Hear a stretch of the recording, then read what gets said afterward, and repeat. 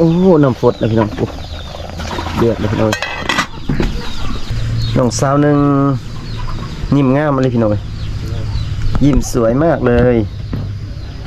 ถ้าใครFCถ้าได้มานี่มาเห็นนี่โอ้ยบ่อยากเมื่อเลยพี่น้องเราไทยจนบ่อยากเมื่อเลยเห็นน้องหนึ่งเนาะ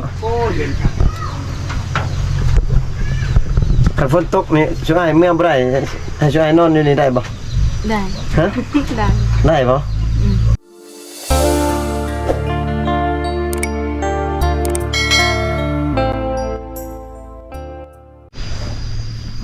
สวัสดี FC อีกคนหนึ่งนะพี่น้องเนาะคลิปนี้ก็ต่อจากคลิปที่เบาไทยมาหาน้องสาวหนึ่งกันละพี่น้องเนาะแต่ว่าอีพีนี้แม่นเบาไทยจะมาบันทึกน้องสาวหนึ่งเพิ่นเฮ็ดกินเนาะพี่น้องเพราะว่าทีมงานได้ซื้อปลาดุกมาให้น้องเนาะโลนึงพี่น้องซื้อมาแล้วก็มาให้น้องเฮ็ดกินเนาะแล้วก็มาให้พ่อแม่ของน้องกินน้ำนะพี่น้องเนาะไว้กินแรงพอละพี่น้องเราได้สีบันทึกเบิ่งน้องสาวหนึ่งเป็นเฮ็ดกินนะพี่น้องโอ้โหเฮ็ดแล้วบ้านนี้เต็มหมดแล้วปลาดุกตายแล้วกันยังงั้นพี่น้องเป็ดทาได้มาหนักไปเยอะอ๋อเปียกบ่เนาะน้องเรียบร้อยแล้วนับปัดนี้ก็บอกด้วยเพื่อนแคบน้องบอกเลยเนาะแม่นแคบเฮ็ดก็เนี่ยแคบพี่น้องมันจะมุมมืดๆเนี่ยพี่น้องเอ้ยซานเฮือนกับแบบน้อยๆเนาะแม่นกล้าบ่ไปอยู่ข้างนั้นนะซานเฮือนเพิ่นนะก็อย่ามันฮักกลับไปอยู่หันตกหันก็แห้งกระตกกระนองนึงรับผิดชอบแค่นี้ครับแบบว่าหับใจนะบ่เป็นรับผิดชอบนี่เนาะกับเป็นยังมากก็หับเอาเป็นผัวเลยก็พอไว้อยู่พี่น้องมาเบิ่งน้องมันแตนเลยรวยอันไอ้มันละแสนเนี่ยน้องเฮ็ดกินเนาะว่าแซ่บหรือบ่แซ่บก็ลองชิมสีมือของน้องเฮ็ดจังนั้นนี่พี่น้องต้องสาวนึงว่ากินข้าวแล้วหรือบ่นี่พี่น้องเฮ็ดโอ้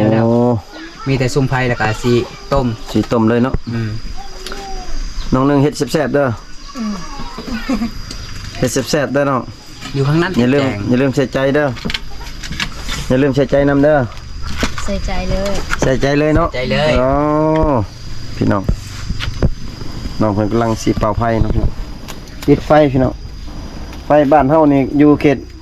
น้องๆเฮานี่ใส่แต่ฟืนเนาะบอกเลยเนาะและวิธีดังไฟในเขตชนบทนี่แม่นเพิ่นสิเอาปากเป่าเนาะแห้งเนาะลมจากข้างในนี่แหละที่เป่าให้ไฟมันลุกเนาะอันนี้เบิ่งเพิ่นเป่ากินนี่ก็ไฟลุกยังแห้งเลยเนาะแห้งอะไรพี่น้องซ้ำอันตัวเป่าซ้ำอันเศร้าตัวขาวๆอยู่ในห้านคือกันพี่น้องเว้ยแห้งอะไรพี่น้องเว้ยเพิ่นเป่าเพิ่นน้องสาวนึงเพิ่นกำลังสิเฮ็ดกินพี่น้องสาวงามพี่น้องน้องคืองามแต่เนาะนี่บ่น้องคืองามแต่เนาะกินข้าวกับยังกินข้าวกับหน่อไม้ยังงามเนาะน้องเนาะกินข้าวกับซีนแห้งสิงามกว่านี้เนาะอันนี้น่ะมักเผ็ดนี่มักเผ็ดปลูกเองบ่ปลูกอยู่ให้คนจ้ะอันนี้พี่น้องเป็นซานของน้องเนาะ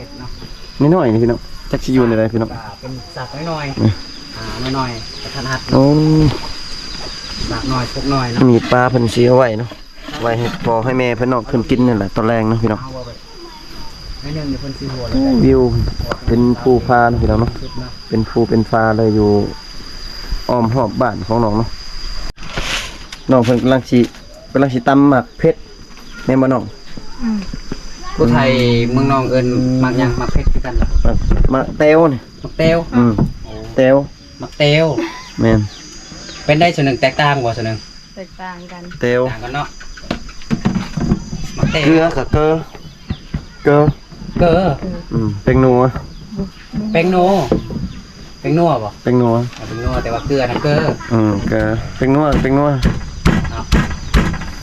แต่ว่าทางเนื้อเพราะว่ามันเอื้อดนี่มันเอื้อดน้ำมันเผ็ดนี่ไงเอื้อดอะไรมันบ่คือกันเนาะแต่ละภาคเนาะบ่คือกันพี่น้องเพิ่นตำมันเผ็ดเนาะเพิ่นสิต้มปลาดุกเนาะพี่น้องมันบ่ฮ้อนบ่อยู่แต่ว่า คอยอดได้เพื่อที่จะทายวิถีชีวิตผู้สาวในเขตชนบทให้ FC ได้เบิ่งห้องก็อดได้เนาะทุกคนเนาะอยู่ติดกับกองไฟก็บ่เป็นหยังสู้ได้อยู่ ห้องเพิ่นตำเพชรพี่น้องมืดๆแน่มุมกัน โอ้ยเบิ่งเพื่อนของเพิ่นพี่น้องนี่หยิบไปหนึ่งปุ๊บเบิ่ง ได้ ปลาที่น้องอยากต้มนะพี่น้องปลาดุก อัน ตั ใด วหนึง ก็เท่านึงเพิ่นเป็นคนที่แบบเว้าค่อยๆถ้าเพิ่นเว้าแล้วเฮาบ่ได้ยินน่ะเพิ่นสิบ่เว้าลำคำเก่าได้เพิ่นสิว่าค่อยบ่ได้เว้าหยังประมาณนั้นแหละบ่โกยสงสัยน้องเพิ่นบ่กินข้าวเช้าตินี่เพิ่นเมื่อยๆเนี่ยเพิ่นเว้าบ่แห้ง กินข้าวเช้าเลยที่เท่านึง กินข้าวเช้าเลยติน้อง กินเลย กินแล้วคือน้องคือบ่มีแห้งเว้าซะคือค่อย เป็นคนแบบนี้บ่ ๆเป็นคนแบบนี้บ่ อืม เป็นคนซื่อๆนี่บ่ แบบเป็นคนแบบเว้าค่อยแล้วความแห้งของเพิ่นตำเพชรน่ะจนสะเทือนเนาะทุกคนเนาะเบิ่งเอาในกล่องโอ้สะเทือนคักแท้เนาะ มะเพชรที่น้องปลูกเองมาเนาะ ปลูกเอง อ๋อมะเพชรปลูกเอง ใครที่อยากได้มังเพชรกับมาหาได้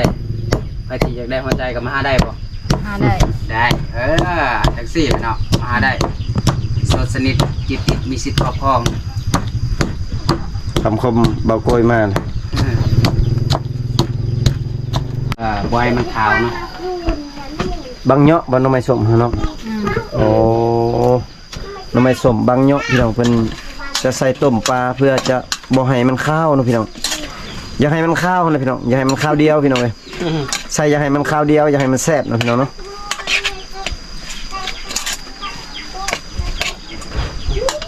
น้องอย่าพาขัวก็น้องแม่นแหละน้องก็เป็นอยู่เนาะเฮ็ดกินเนาะโอ้เกี่ยวกับน้องสิใส่น้ำก่อนเนาะน้องขัวให้มันแห้งก่อนเลยเนาะน้องเนาะ เผื่อมันบ่ให้ข้าวปลานี่มันข้าวได้พี่น้องเอ้ย ธรรมดาเราต้องปิ้งก่อนตาม ทีมงานอยากให้น้องเฮ็ดสุกแล้วให้น้องเพิ่นเอิ้นน้องสาวน้องชายเพิ่นมากินเนาะพี่น้องเพราะว่าน้องเพิ่นยังบ่ทันกินข้าวเนาะพี่น้องเนาะเพราะว่าตอนนี้ก็เที่ยงแล้วเนาะเพื่อย่านน้องของน้องนั่นแหละย่านน้องของน้องเพิ่นหิวข้าวเนาะพี่น้องทีมงานซื้อมาแล้วก็ให้น้องเพิ่นเฮ็ดสู่ครอบครัวเพิ่นกินเนาะพี่น้องให้มันสุกแล้วก็สิให้น้องเพิ่นเอิ้นน้องเพิ่นมากินเนาะพี่น้องน้องของน้องหายังอยู่เบิดบ่อยู่เฮือนเบิดบ่หรือว่าเขาออกสวนออกให้เบิดออกสวนนี่ยังจักคนอยู่นี่ ยัง4 คนเขายังไม่ได้กินข้าวที่น้อง กินแล้ว ขัวแห้งก่อนเนาะพี่น้องขัวแห้งแล้วเพิ่นสิมาใส่น้ำเนาะพี่น้อง เอาน้ำมาใส่แล้วบัดนี้ จ้า โคตร มาเผ็ดแย่ดังเลยเนาะบ่โกย เป็นไงดังเรียบร้อย ปลาดุกพี่น้องเอ้ย เอาฝามาปิดบัดนี้ น้องเคยซื้อปลาดุกมาเฮ็ดกินตลอดอยู่บ่น้องน้องซื้อมาเฮ็ดกินตลอดเนาะเพราะว่าน้องจะฮู้วิธีเฮ็ดเด้อพี่น้องเพิ่นว่าขัวแห้งก่อนเนาะ ตามในเขตสมบูรณ์กาซีฮูจักเก็บลุงพวกกินอยู่ดอกหลายคน แม่น เพราะว่าฮูจังมาตั้งแต่น้อยๆเนาะ ก็เจ้าเฮ็ดตลอดเนาะ เห็นบอกเพิ่นสิเป่าไฟด้วยปากได้ด้วยลมหายใจจะออกมาจากข้างใน แห้งอีหลียอมรับเนาะ ออกมาจากใจสดๆร้อน แม่นแห้งอีหลีเพิ่นเป่าพี่น้องเอ้ยเอาปากเป่าไฟนี่แห้งอีหลียอมรับเลยปอดแห้งอีหลี ๆอันนี้ อันนี้น้องเพิ่นก็สิล้างผักบัวหอมๆแน่นอนเนาะโอ้ผักบัวหอมน้องปลูกเอาบ่นี่ฮะ บ่ ซื้อมากินนี่บ่เห็นบ่อ๋อพี่น้องคิดว่าน้องปลูกผักบัวหอมๆเนาะพี่น้องสุกแล้วบ่พี่น้องโอ้น้ำฝดแล้วพี่น้องโอ้เดือดแล้วพี่น้องให้น้องเพิ่นเฮ็ดสุกแล้วก็ให้น้องเพิ่นเอิ้นน้องๆเพิ่นมากินเนาะพี่น้อง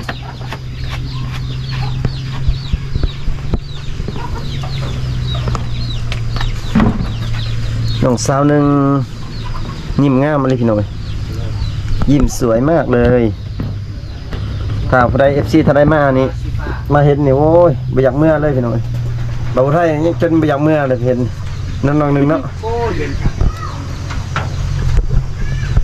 คันฝนตกนี่ช่วยเมื่อบ่ได้ให้ช่วยนอนอยู่นี่ได้บ่ ได้ ฮะ ได้ ได้บ่ให้นอนอยู่ซั่นเลยคันว่าช่วยนอนที่นี่บ่ นอนกับซาวนึงเลย นอนอยู่นี่ก็ได้ตินอนอยู่เฮือนนี่โอ้สิพาทีมงานนอนอยู่นี่แท้ๆบ่โกยมันนี่เบิ่งคักแล้วฝนตกเลยนี่ฝนกำลังสิตกนี่พี่น้องเอ้ยว่าหยอกน้องนะพี่น้องยังรอถ่ายให้มันสุกบ่น้องน้องเพิ่นรอถ่ายมันสุกหรือจังสิใส่ผักบัวหัวหอมพี่น้องเอ้ยราคามันสุกแล้วสิได้เอิ้นน้องเพิ่นขึ้นมากินเนาะ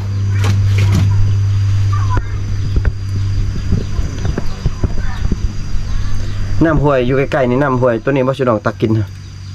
น้ำห้วยอันนี้เลยกินบ่แม่นติสิน้องตักอยู่เทิงพุ่นบ่แม่นทางรถเขาข้ามอยู่ไปจักน้ำฮะบ่ บ่ บ่แม่นสิน้องคิดว่าขุดเอาอยู่นี่คือบ่ขุดอยู่ใกล้ๆนี่น้องน้ำสาง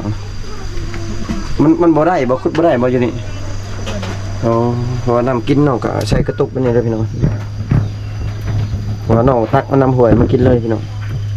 น้ำใส่สิน้องตักใช่น้องน้ำใส่อยู่นี่บ่น้ำล้างถ้วยล้างหยังอยู่นี่บ่ ไปล้างอยู่ ล้างอยู่ไส ล้างอยู่น้ำค่ะกินได้ อ๋อบนน้ำตักกินหูไก่บ่เนาะ บ่ได้ไกล อ๋อคิดว่าไก่เนาะโอ้สิปงเลยตินี่ สิปรุงแล้วแมนเอาปรุงปันนี่ระวังเด้อ ปลาหอมเด้ หอมเลยใส่ผัก คือสิ ใส่ แซ่บ หยังเรียบร้อยแล้วบ่เบิ่งน้ำขึ้นหน่อยเดียวเท่านึง สวัสดีครับมาสนับ พอดีเนาะโอเคทุกคนสุกทีเรียบร้อยแล้วเนาะ หอมเนาะ หอม หอ ทุ ม กคน คือ นั่นแหละ หอมคือสาหนึ่งเลย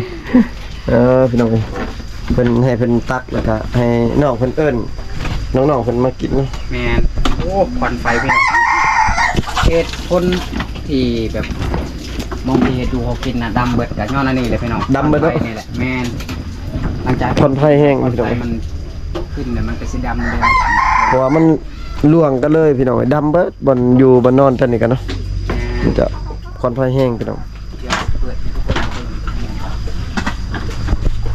เรือนซาดก็สิดำเบิดพี่น้องเพราะว่ามันบ่ได้เป็นขันเนาะพี่น้องเรือนครัวเรือนไฟก็อยู่นํกันเลยพี่น้อง ห้องเนาะห้องคือภาษา ซาหนึ่งตักเป็นยัง จาก น้ำขัวปลาถึกบ่น้องเป็นตักขัวปลาพี่น้องเดี๋ยวให้น้องเพิ่นเอิ้นน้องทรายน้องสาวเพิ่นขึ้นมากิน ไปอันนี้อาหารนั่นแหละ ในตาย่าอยู่ กินรส บาโรเลยจ้าห้อยตั้งไงนะบาโรจ้า ได้ปะ บาโรจอนจะได้แยะระเวได้ไปขโมยตะบุญจ้า ให้น้องเพิ่นไปเอิ้นน้อง ให้อาทายเลยจ้าแล้วไปจอนจะไหนนอทายเนี่ยจ้าทุกคนแนวดีต่อไป เนี่ยนี่จะเดาแหละ เพิ่นขึ้นมากินเนาะ เพิ่นกำลังเล่นน้องเพิ่นมากินข้าว การละแค่เจ้าอันเลย จอนห้อยจอนจะได้ได้อ้าวแพ้ทายเนี่ยจะได้ได้ นี่อาหาร ได้ เรียบร้อยแล้วน้อง แพ้ เพิ่น ทา ตั ย ก เนี่ยจะได้จอนเลยแกวันนี้กับ มาแล้วพี่น้อง โอ้ยเนาะ ใส่น้องคนนั้นน่ะบ่มาบ่เขาจะไปอยากกินบ่ ใช่ยัง น้องของน้องทำไปอยากกินบ่ บอบ กกา โอ้น้องสาวอาย อืม น้องสาวเพิ่นเอาอิ่มแล้วเอามาตั้งแต่ยังบ่ได้เที่ยงเนาะแต่ว่าตอนนี้นะ แม่นๆ เที่ยงแล้ว แต่ว่าน้องๆเพิ่นว่าอิ่มแล้วสิอิ่มจังได้ยังบ่ได้กินข้าวเที่ยงซ้ำพี่น้องก็ว่าอิ่มแล้วเนาะ คือสิเว้นเพิ่นอายอยู่พี่น้อง อิ่มเมื่อเพิ่นแต่งผ้าขาวมาให้กินแล้วฮิตของประเพณีของเขาบรูต้องได้กินก่อน ได้ชิม หรือ ได้ ว่าจำก่อนหน่อยหนึงก็ได้เนาะถ้าเฮาอิ่มแล้วบ่อยากกินก็มาจำหน่อยหนึงจำเพื่อฮิตของประเพณีซื่อๆก็ได้เนาะทุกคนมาเอิ้นผู้บ่าวมากินเลย มากินข้าวน้ำกันอยู่ มากินข้าวน้ำกันเด้อว่าสารเนาะทุกคนเนาะมากินข้าวกินน้ำกันพี่น้องเอ้ย เพิ่น FC ว่าได้เนาะ มากินข้าวน้ำกัน แซ่บอยู่บ่แซ่บอยู่บ่เนาะ แซ่บ แซ่บพี่น้อง แซ่บบ่แซ่บ แซ่บพุ่นนะ เบิ่งเนาะ มาเด้อ FC เด้อสาวหนึ่งเอิ้นแล้วเด้อนี่พี่น้อง อย่าหาว่าสาวหนึ่งบ่เอิ้นเนาะน้องเนาะสีมือของน้องหนึ่งโอ้สุดยอดเลยน้องซิมเด้อบ่แซ่บอยู่บ่ซ้ำอยู่บ่เบาโกย กองก็ตีลังกาเลย ซ้ำเบาโกยน้องเพิ่นโอ้ยพี่น้องหอมแกงปลาพี่น้อง กินข้าวลายอยู่มื้อนี้เนาะ มากินข้าวนำกันเด้ออ้าย ห้ากันนึงข้าวแล้ววันนี้ มันห่อนวะ ข้าวนี่นะห้ากันนึงแล้วบ่ข้าวแบบห่อนพอดีเนาะข้าวกำลังห่อนพอดีพี่น้องเลย คือ สิ ซีเม กิ น นหลายเด้อตัวใหญ่ เห็นปะคือซีเมนทำมาห่อนทำกระซุก แม่นเอามาห่อนนะข้าวนาจะห้ากระสุกนี่แหละว่าข้าวกำลังห่อนพอดี บ่แม่นเราฮู้ว่าเฮาสิมาบ่ เป็นนั่นแหละ เจ้าฮู้บ่บ่ฮู้ มาทุกคน มือมือ กินลงมือ กินอันหนึงเลย นี่เนาะ กินได้2 กินผักนี่ก็ได้เอา มีสองมีสามเนาะ 1 2 3 4 1 2 3 4นี่แหละเจ้าซื้อ1อ้ายซื้อ2คนนี้ซื้อ3คนนี้ซื้อ4 โอ้อยู่ทายมูเลยเนาะเอาเนาะ น่าจะเป็นคนแบบบ่รอที่สุดแหละแซ่บเลย ใช่ แซ่บ แซ่บกิน โอ้ฝีมือนี่ได้เรื่อง เปิดห้านได้แล้วเปิดห้านตัวปลาได้แล้ว สมัยที่ มากินคู่มือเนาะ สมัยที่ใดเรามาเป็นแม่ครัวนี่แม่บ้านนี่โอ้สุดยอดเพราะว่าเรากินแซ่บ เรายิ้มงามๆพี่น้อง วันนี้แหละ FC จนติดใจยิ้มได้หมด ยิ้มแต่เรายิ้มลายเนาะเฉพาะดอกบอกกล้วยจะว่า ได้ไหม บอกกล้วยจะว่าไปหาผู้สาวงามมาสั่นบอกผู้ไทยกับบ่ฮู้นะงามมารีบมันมาเห็นกันได้พี่น้องบ่เชื่อแล้วบอกกล้วยพี่น้อง กินเดียวเนาะหมูกัน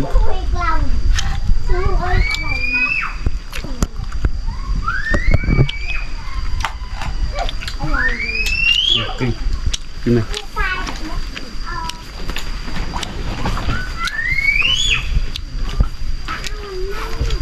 น้ำกินแมนสิเอากระตุกยกแล้วก็กินเลยเด้อเพราะว่าตอนนี้มันจะบ่ค่อยมีจอกเนาะกินแบบน้ำดิบๆที่ตักมาจากธรรมศาสตร์เนาะย้อนมาทางปากคือ อยากกินลายเด้อเจ้าเด้อ กินอิ่มพอ ต้องกินลายจัง กินร้ายกินอิ่มพอ เอามา น้ำมกกอยกินให้ บอก อิ่มพอ บอกกล้วยกับเราผู้ไทยนี่ก็สิกินบ่หลายดอกเพราะว่าโตมันจะจ่อยแห้งๆเนี่ยครับ กินโบราณ เพิ่นนี่กินลายเพิ่นนี่บ่ตุ้ยทีมงานนี่กินลาย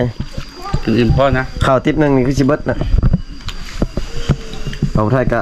อิ่มแน่เนาะพี่น้องบ่อยากบ่ได้ดอกกินข้าว แซ่บได้พี่น้อง